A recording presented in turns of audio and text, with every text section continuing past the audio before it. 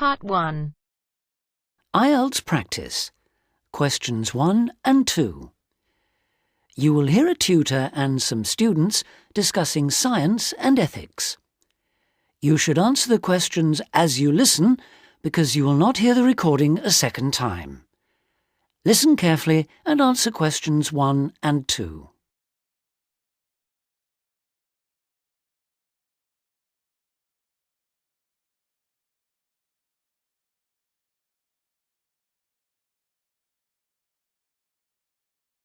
And answer questions 1 and 2. In the 19th century, scientific discoveries took a long time to produce any actual applications, and scientists might have had a case for giving little thought to the social or environmental impact of their work. That all changed in the 20th century, with the huge advances first in physics and then in biology. Science started to play a much more important role in our lives, and the relationship between scientists and society became much closer. Many scientists became increasingly concerned about the ethics of what they were doing, as they quickly saw the consequences. The benefits, such as vastly improved crop yields and the eradication of diseases like bubonic plague, but also terrible damage in the form of pollution and chemical weapons. Yes, but some scientists still claim even today that their only duty is to make public the findings of their research. They need to do that, of course, but I think the key points are that they ought to stop making any distinction between pure science and applied science, because in practical terms it no longer exists. And also, they must accept full responsibility for the consequences of their work. Now listen and answer questions 3 to 10.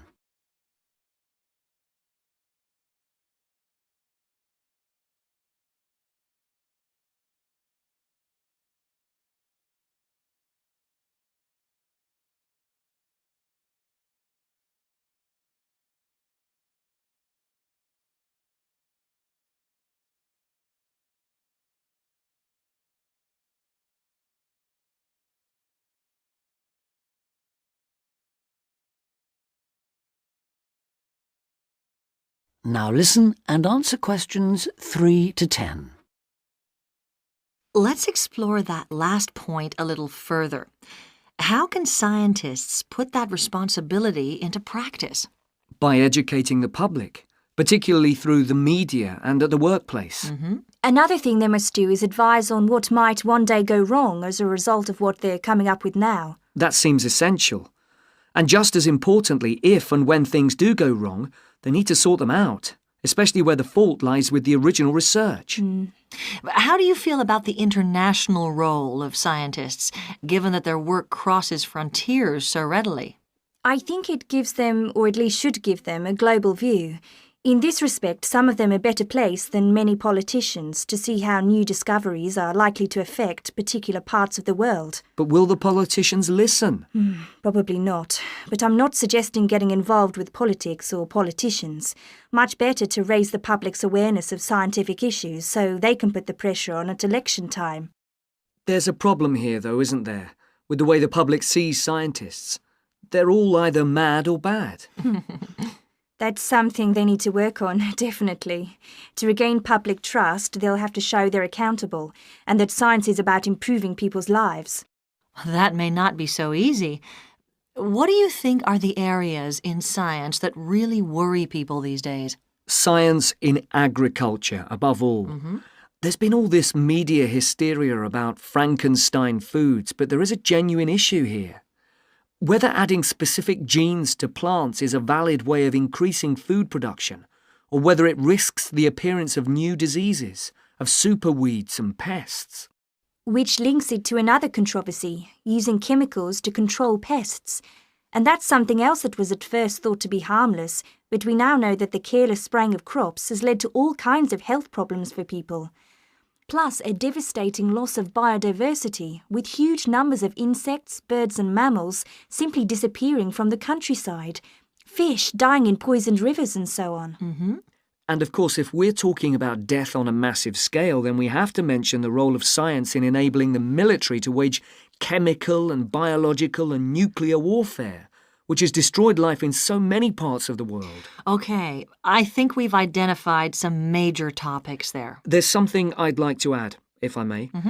Sure, it's important for scientists and future scientists to talk about major issues like these, but we might also want to look at what we can do or not do in our everyday lives, particularly as many of us will be earning more money than we actually need for basic necessities. I'm thinking here of things like burning fossil fuels by driving everywhere. What do you think? Well, something that scientists seem to do rather too often is take planes to distant places, which is highly damaging environmentally. For instance, to attend conferences on subjects like the disappearing ozone layer. When nowadays they could probably stay at work and use a video conferencing link anyway. Which may in fact be an example of how progress in computer science can impact positively on the environment. But going back to harmful things, what else can be done? Again, on the air transport theme, there are the huge distances a lot of consumer goods travel before they actually reach the shops in this country. This seems another extreme waste of energy, especially if much of what is being produced and carried is packaging. Perhaps it's worth shopping for more locally produced items.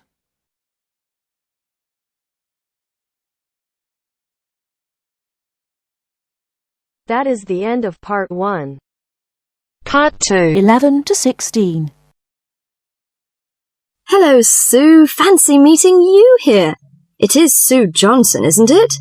Oh, hi, Jill. Must be ages since we've seen each other. What a surprise. How are you? Yes, well, I'm fine. I just got back from 2 years teaching in Hong Kong, actually. Oh, I thought you'd gone into computing or nursing. No, I ended up being a teacher after all. And how about you? Oh, fine. Things are going quite well, in fact. So, what have you been up to over the last 3 years? Working, studying, you know, the usual things. Oh, and I got married last year. Congratulations. Anyone I know? Yeah, you might remember him from our college days. Do you remember Jerry? Jerry Fox? Jerry? Was he the one with the dark hair and beard? No, that was Sam.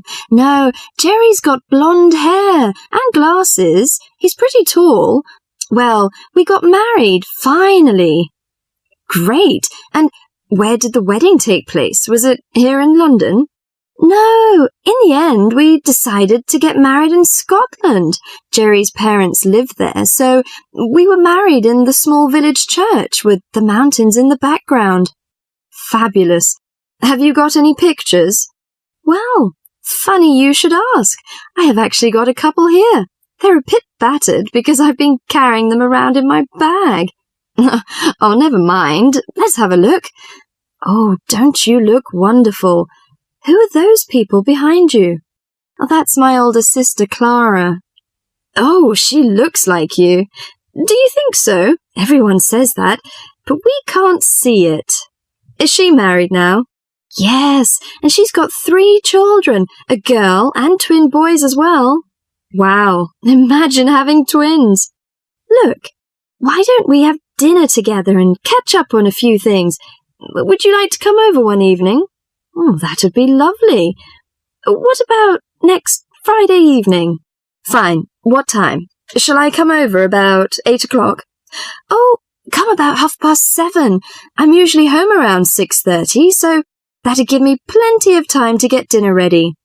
Oh, fine. And, one last thing. Where do you live? What's the address? Oh, good thinking. Here's my card. The address is on the back. We've got a flat in an old house. We live on the 3rd floor of a large old house. The house has been converted into flats, so when you arrive, you'll need to press the bell, second from the top. The bell second from the top, okay? There's a little intercom arrangement, so I can let you in. Right, okay, see you on Friday then.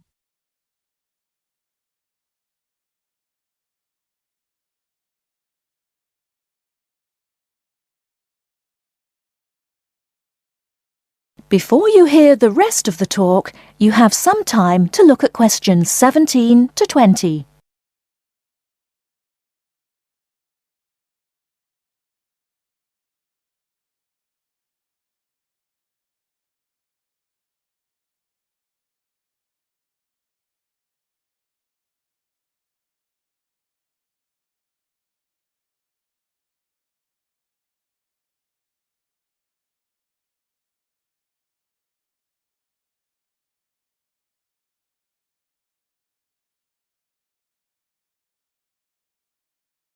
Now listen and answer questions 17 to 20.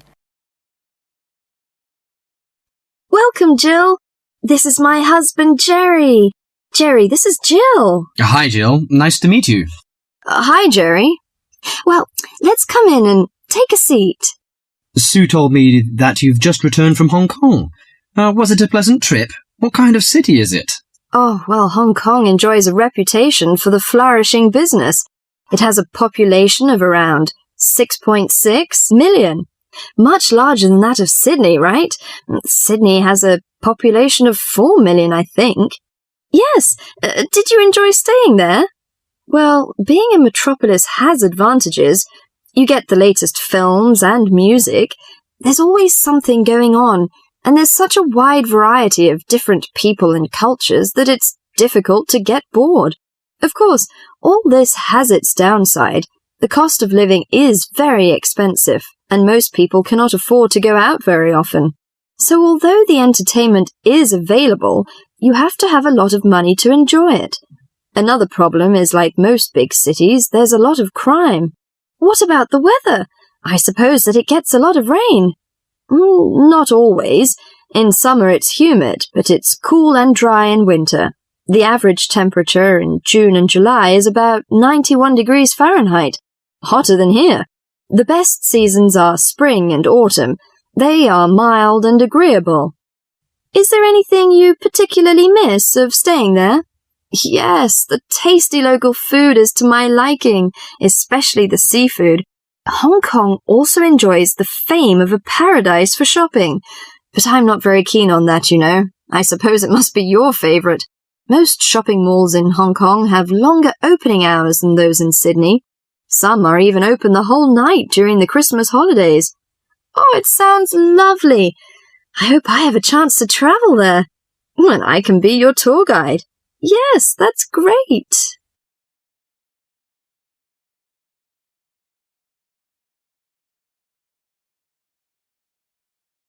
That is the end of part 2.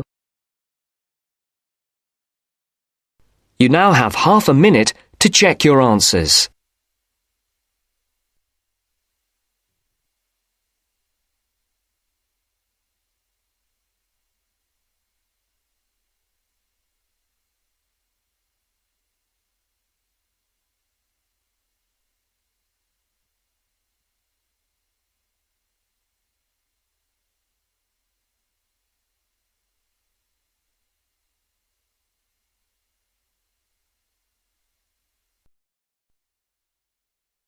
Now turns to part 3. Part 3. You will hear a lecture about the history of the tomato. First, you have some time to look at questions 21 to 25.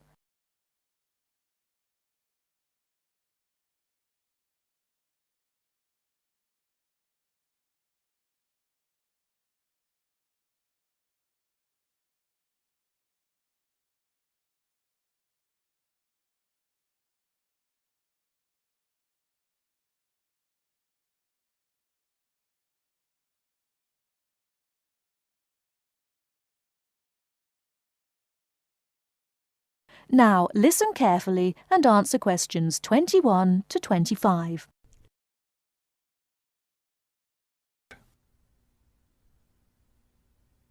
The tomato is a popular vegetable, which figures in the cuisine of many countries around the world.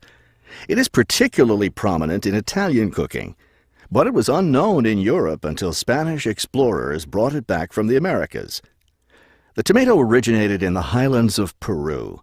From there, it eventually found its way to Mexico, where it was cultivated by the Aztecs. The Aztec tomato wasn't the large red vegetable we know today. Rather, it was small and yellow. When this small round fruit arrived in Italy, it was named golden apple for its bright yellow color. You'll notice I just called it a fruit. That's because a tomato is botanically a fruit, even though most everyone calls it a vegetable.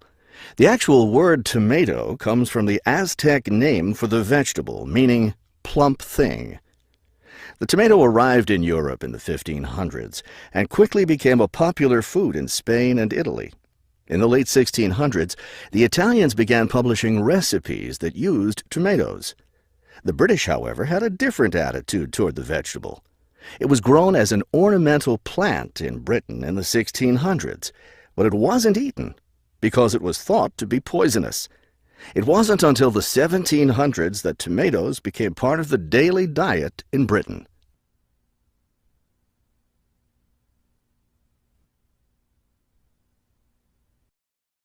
Before you hear the rest of the talk, you have some time to look at questions 26 to 30.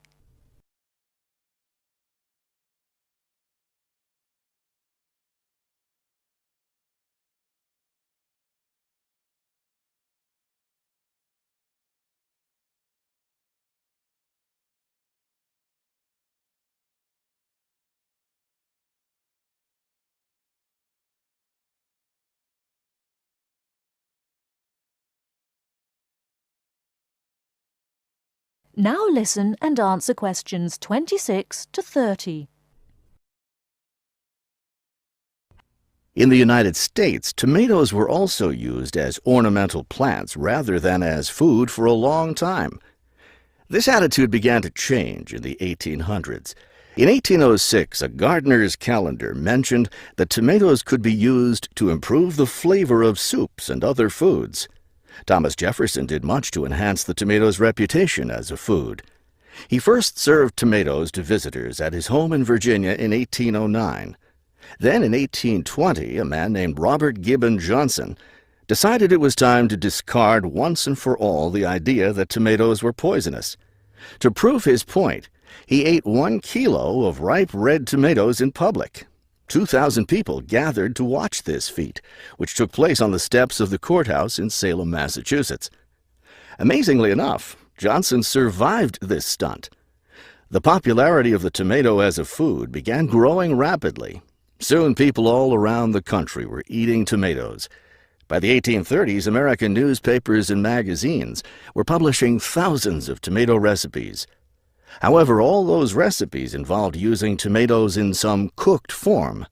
Tomato salads and sandwiches were still unknown. It wasn't until a century later, in the 1930s, that it became popular for people to eat raw tomatoes. That is the end of part 3. You now have half a minute to check your answers.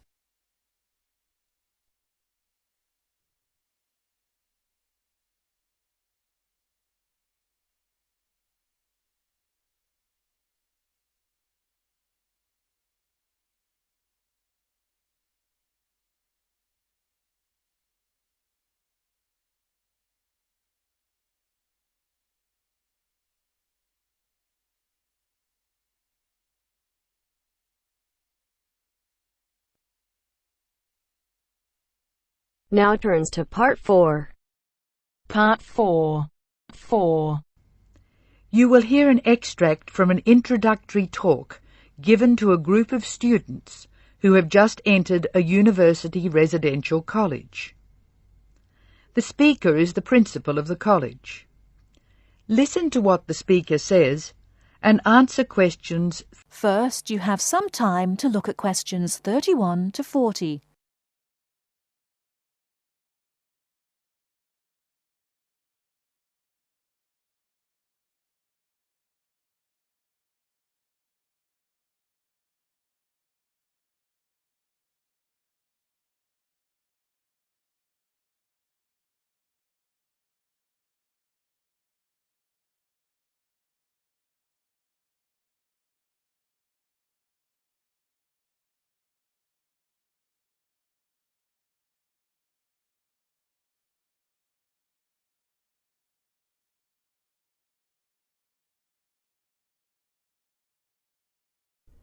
Now listen carefully and answer questions 31 to 40. Good morning and welcome to Scholastic House. I'm delighted to see you here. It is my duty to explain to you some of the history of our college and some of the traditions which I hope you will uphold. The idea for Scholastic House was expounded by Samuel Wells in 1898. Wells was a visionary whose ideas were well ahead of his time. He wanted a college which would encourage friendship between people of different races and nationalities. Wells died in 1900 before he could see the college in action. Scholastic House finally began operating in 1903 with 10 students. Those students came from Asia, Europe and the Americas. At that time, Scholastic House accepted only male students, although it has been co-educational since 1963. 9 of these foundation students went on to lead illustrious lives.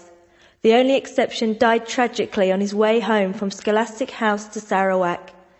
He had only recently graduated with an honours degree in law, and he was robbed of a brilliant future. The other 9 students, as I said, led very fulfilling lives. 3 became political leaders, 3 became doctors. Perhaps the most famous graduate became a university teacher and was responsible for the introduction of modern teaching training methods in his country. 2 of the original group became senior engineers and went on to deeply influence the way the water systems of their country were exploited.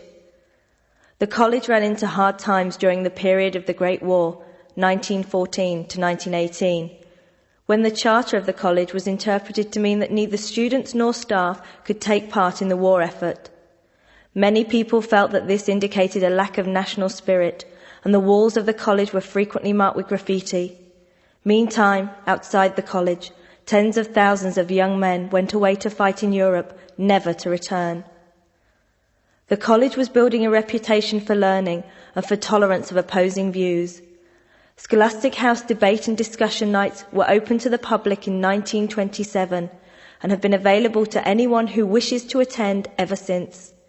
It is a proud tradition of the college that any view may be expressed, provided that it can be defended intellectually. Over the years, topics which were controversial at the time have been discussed and debated. Why should we do this? The publicity we receive is often sensational, and there is no joy in encouraging argument for its own sake. In fact, that sort of discussion just increases tension. The only legitimate reason for our behaviour is that it casts light upon the topic in question and informs the debate. And controversial topics are the ones which most need informed attention. As the world forges ahead, we often find our scientists have outstripped our philosophers. We frequently develop scientific marvels without realizing their full implications. Nowhere is this more obvious than in medicine. We are now able to keep people alive far longer than before. But this medical ability must be measured in relation to the quality of those lives. I urge you to spend your time at Scholastic House wisely. You are the heirs of an excellent academic tradition of which we can all be justly proud. It is your responsibility to continue this tradition of querying where our world is going. Progress is not always upwards. I wish you every joy in your time here, and I hope that I will hear much well-informed debate from you.